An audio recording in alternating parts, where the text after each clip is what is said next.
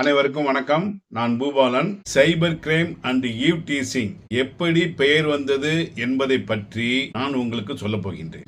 Cyber crime என்பது கணினி, computer, internet, இணையம், நெட்வொர்க் ஆகியவற்றின் மூலம் நடக்கும் தவறுகளை கண்டறிவதற்கும் அந்த தவறுகளுக்கு தண்டனை வழங்குவதற்கும் ஏற்படுத்தப்பட்ட பிரிவுதான் சைபர் கிரைம். ஏன் இதற்கு சைபர் கிரைம் என்று பெயர் வைக்க வேண்டும்? முதலில் இந்த கணினி, இன்டர்நெட், நெட்வொர்க் ஆகியவற்றின் மூலம் நடக்கும் மோசடிகளை பற்றி நீங்கள் அறிந்து கொள்ளுங்கள். தனிப்பட்ட நபர்களின் தகவல்களை திருடுவது, இணையத்தின் மூலம், நெட்வொர்க் மூலம், சோசியல் மீடியாவின் மூலம் மற்றவர்களை மிரட்டுவது, பெண்களுக்கு வன்கொடுமை தொடர்பாக தொந்தரவு கொடுப்பது, இணையம் மூலமாகவும் கணினி மூலமாகவும் பண மோசடி செய்வது, பணம் திருடுவது போன்ற பெருங்குற்றங்கள் நடைபெற்று வருகிறது. இருந்தாலும் இவ்வளவு பெரிய குற்றங்கள் செய்யும் நபர்களுக்கு இதை பெருங்குற்றங்கள் வகையில் சேர்க்காமல் சைபர் கிரைம் என்று சொல்கின்றார்கள். அதாவது சைபர் என்றால் உங்களுக்கு தெரியும், பூஜ்ஜியம்.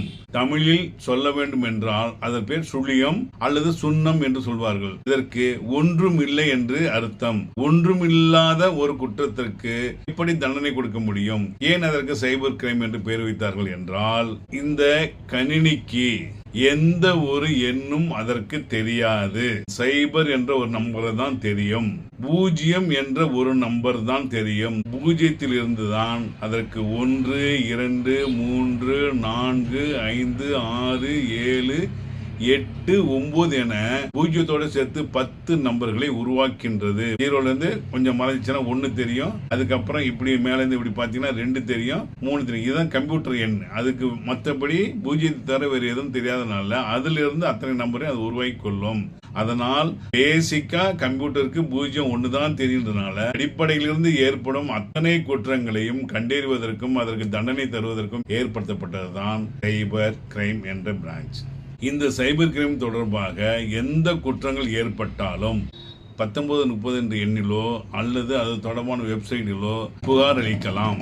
ஈவ் டீசிங் என்பது அனைவரும் அறிந்ததுதான். பெண்களை வார்த்தைகள் மூலமாகவோ அல்லது தொட்டோ தொடாமலோ அவர்களை துன்புறுத்துவது, அவர்களுக்கு மன உளைச்சல் ஏற்படுத்துவது, அவர்களை மன ரீதியாக பாதிக்கும் வகையில் செயல்படுவது அல்லது சமூக ரீதியில் அவர்களின் மதிப்பை குறைப்பதற்கு அவர்களை துன்புறுத்துவது போன்ற செயல்களில் ஈடுபடுபவர்களுக்கு வழங்கப்படும் தண்டனை சட்டம்தான் ஈவ் டீசிங்.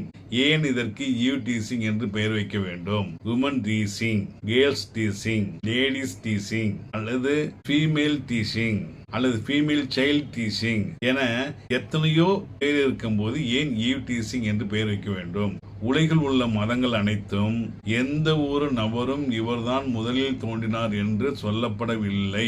கிறிஸ்டின் மதத்தை தவிர, பைபிளை தவிர விவிலியத்தில் மட்டும்தான் ஆதாம், ஏவாள் என 2 நபர்கள் ஆண்டவரால் தோற்றுவிக்கப்பட்டார்கள் எனவும் தெரிவிக்கப்பட்டுள்ளது.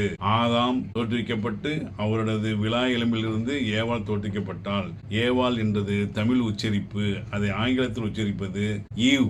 அதனால் ஈவ் டீசிங் என்பது முதல் உலகத்தில் தோன்றிய பெண்ணிலிருந்து கடைசி பெண் வரை எந்த ஒரு பெண்ணும் ஆண்களால் துன்புறுத்தப்படக்கூடாது, அவர்களால் மன உளைச்சல் ஏற்படுத்தக்கூடாது, அவர்களை பாலியல் ரீதியாக துன்புறுத்தக்கூடாது என்பதை தடுப்பதற்காக ஏற்படுத்தப்பட்ட சட்டம் தான் ஈவ் டீசிங். ஈவ் என்றால் ஏவாள், தமிழில் ஏவாள், இங்கிலீஷில் உச்சரிப்பு ஈவ்.